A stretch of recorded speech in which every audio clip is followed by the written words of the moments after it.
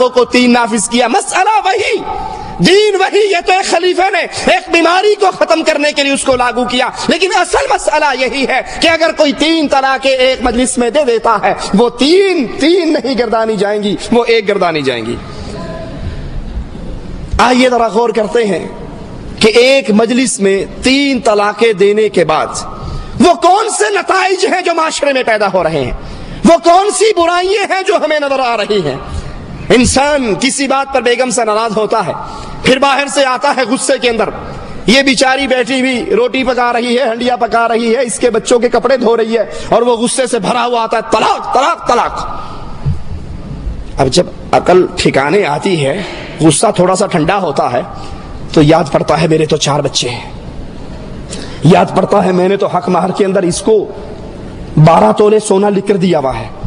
پھر وہ جب ساری باتیں آئندہ کے مسائل سامنے آتے ہیں، اب پھر یہ یا تو جھوٹ بولتا ہے، یا پھر مجنون اور پاگل بننے کا بہانہ کرتا ہے، یا ہوش و حواس کھو بیٹھنے کا بہانہ کرتا ہے. اور جب کچھ بھی بہانہ نہیں چلتا، مولوی صاحب کے پاس جاتا ہے، مولوی صاحب میں نے غصے میں اپنی بیگم کو 3 طلاق دے دی. بھائی کوئی پیار میں بھی طلاق دیتا ہے؟ طلاق تو ہوتی ہی غصے میں. بڑے غصے میں نے 3 طلاق دے دی. مولوی صاحب کہتے ہیں بس ہو گئی پھر 3. کہا جی پھر اب کیا کروں؟ کہا کیا کرنا، حلالہ کروانا پڑے گا. یہ حلالہ کیا ہے؟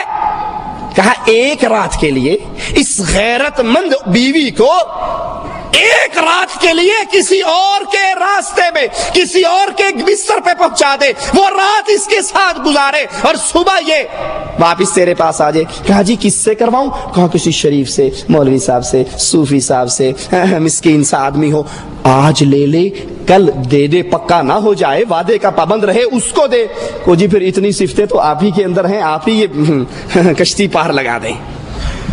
پھر بغیرتی کے راستے کھلتے ہیں، پھر بے حیائی کے دروازے کھلتے ہیں، پھر حرام کاری اور زنا کاری کے دروازے کھلتے ہیں. پھر ایک باعزت عورت، باغیرت عورت کے منہ کو جب حرام کا خون لگ جاتا ہے، وہ اچھی بھلی گھر میں بسنے والی باعزت عورت، باغیرت عورت پھر ہمیشہ کے لیے بدکاری کو عادت بنا لیتی ہے، اور سارا ثواب کا کھاتا اس مولوی کے کھاتے میں پہنچتا ہے. آئیے ذرا سوچئے یہ حلالہ کیا ہے اور جرم کس کا ہے. طلاق کس نے دی جی؟ شوہر نے. غصہ کس سے آیا تھا؟ شوہر کو. طلاق شوہر نے دی، غصہ شوہر کو آیا. غلطی کس کی؟ شوہر کی. سزا کس کو مل رہی ہے؟ بھئی غلطی تیری ہے، غصہ تجھے آیا، طلاق تو نے دی، تو اپنا حلالہ کروا. اس کا کیوں کرواتا ہے؟ اس غریب کو تو گھر میں بیٹھی تیرے بچوں کو پال رہی ہے. یہ حلالہ کیا ہے؟ بے غیرتی کا کڑوا گھونٹ ہے. یہ حلالہ کیا ہے؟ بدماشی کا خفیہ راستہ ہے.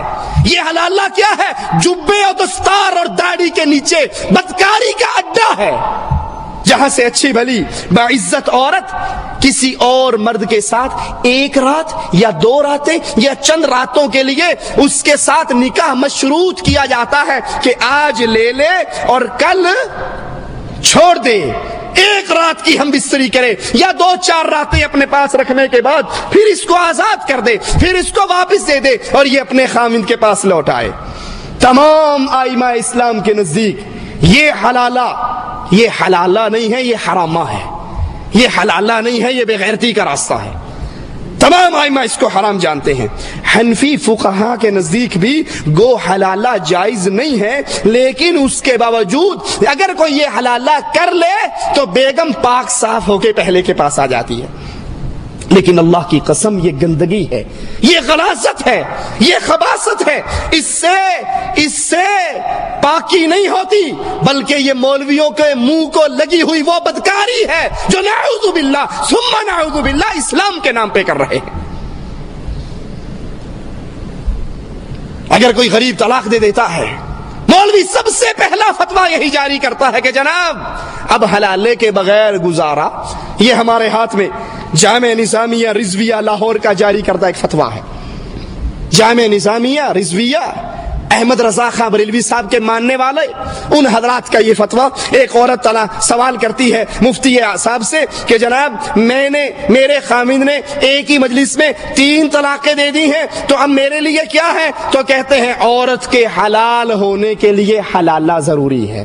اس حلالے کے بغیر، یاد رکھیے رسول اللہ صلی اللہ علیہ وسلم کی حدیث مبارک کو، آپ نے فرمایا مجھے معلوم ہے تو نے ایک مجلس میں 3 طلاقیں دی ہیں. ابو داؤد کی روایت ہے, مسند احمد کی روایت ہے, امام احمد صحیح فرماتے ہیں. اور آپ نے فرمایا مجھے معلوم ہے تو نے ایک مجلس میں 3 طلاقیں دی ہیں, لیکن محمد رسول اللہ صلی اللہ علیہ وسلم حکم جاری فرما رہے ہیں کہ اپنے خامن سے رجوع کر لے, اپنی عورت سے رجوع کر لے. ایک مجلس کی 3 طلاقیں ایک ہی گردانی جاتی.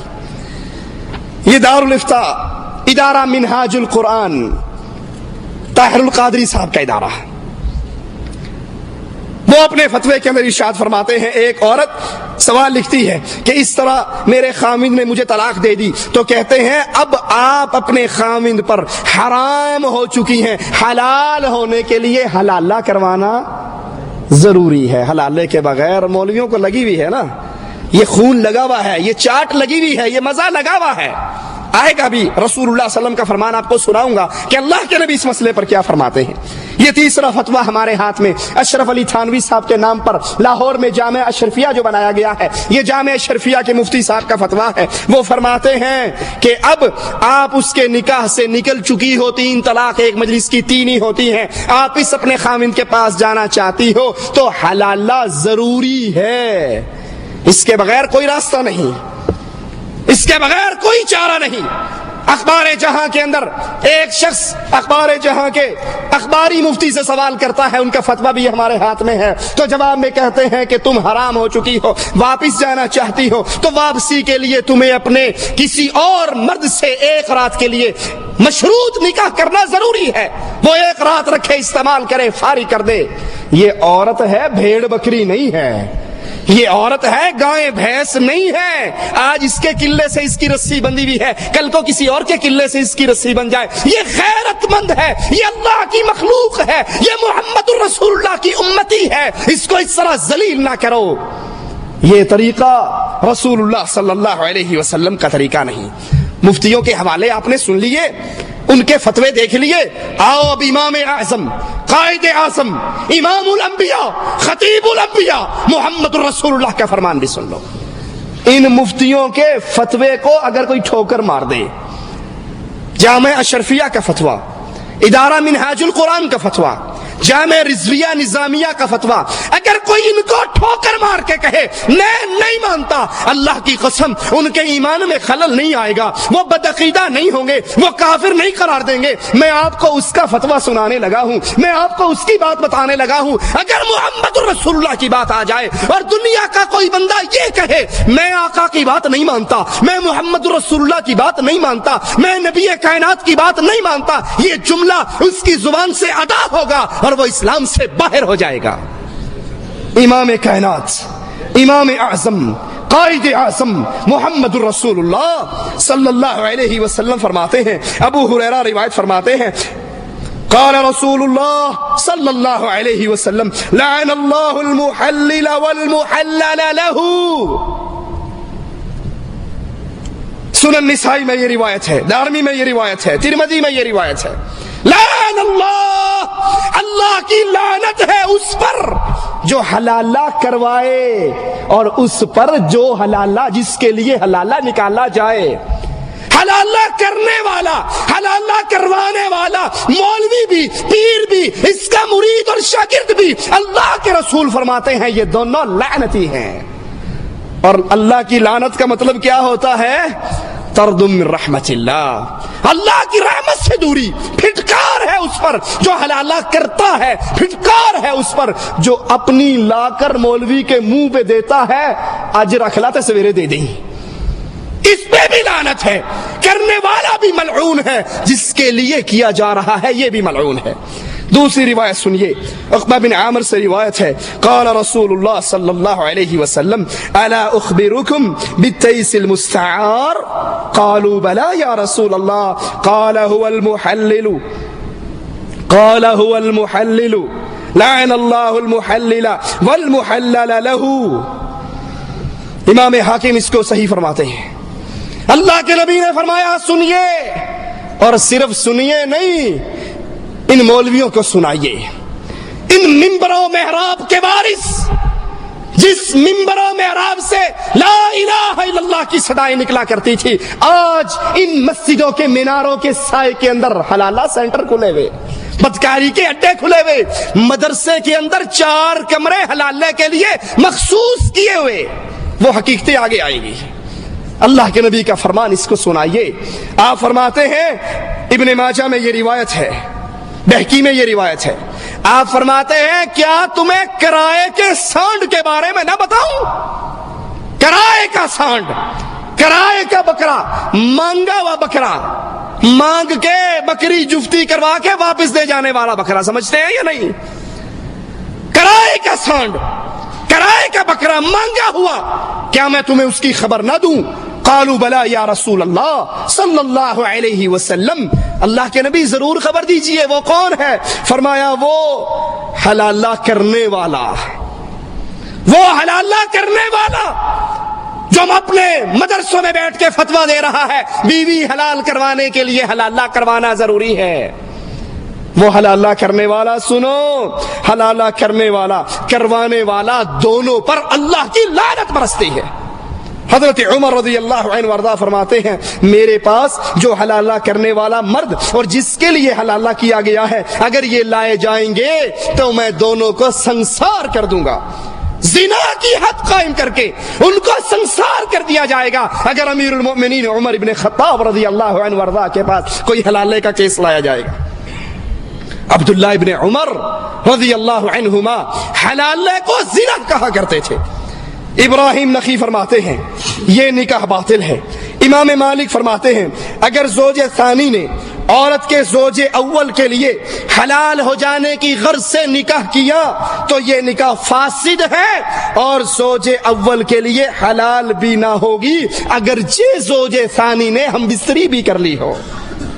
شیخ اسلام ابن تیمیہ رحمت اللہ علیہ فرماتے ہیں تمام صحابہ کا اتفاقی مسئلہ ہے، تمام صحابہ کا اجماع ہے اس مسئلے پر کہ حلالہ کا نکاح حرام ہے۔ شیخ محمد عبدہ فرماتے ہیں حلالہ کا نکاح متعہ سے بھی بدتر ہے اور زیادہ خرابی اور بے حیائی کا باعث ہے۔ حلالہ ایسی بے غیرت چیز ہے جس کا تصور کوئی شریف و نفس نہیں کر سکتا۔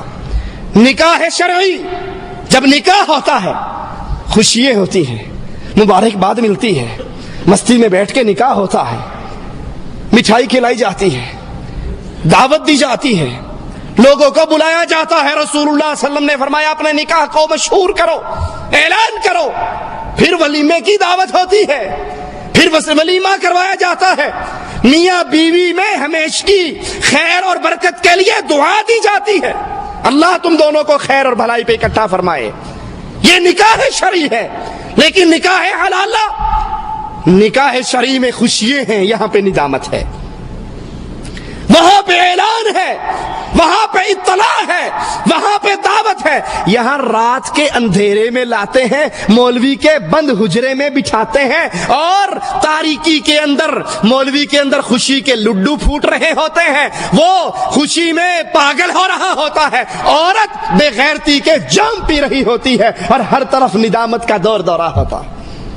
نکاح شرعی کا ولیمہ ہے، وہاں صبح اپنی اس بیٹی کو لینے کے لیے پہنچے ہوئے ہوتے ہیں، خوشی سے آنا جانا ہوتا ہے، اور یہاں دیوس بے غیرت خامند جو ایک رات کے لیے اپنی بیوی کو کسی اور کے بستر پہ چھوڑتا ہے، جو ابھی اس پر حرام نہیں ہوئی، ابھی طلاق دی ہے، عدت کا پیریڈ موجود ہے، ابھی یہ اسی کی بیوی ہے، عدت گزرے گی تو آزاد ہوگی، بیوی اس کی ہے، مزے کوئی اور بے غیرت لے رہا ہے، یہ بھی بے غیرت ہے، اور جس کے نیچے یہ گئی ہے یہ بھی بے غیرت ہے۔